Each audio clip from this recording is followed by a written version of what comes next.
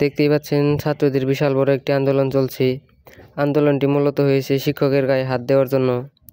টাঙ্গাইল থানা, ঘাটাইল জেলা, কদমতলী আহসান পাবলিক উচ্চ বিদ্যালয় প্রধান শিক্ষক মোহাম্মদ আলী জিন্নাহ স্যার, তার গায়ে কিছু বাইরের লোক গায়েও টাচ করে এবং বাজেভাবে তাকে অপমান করে।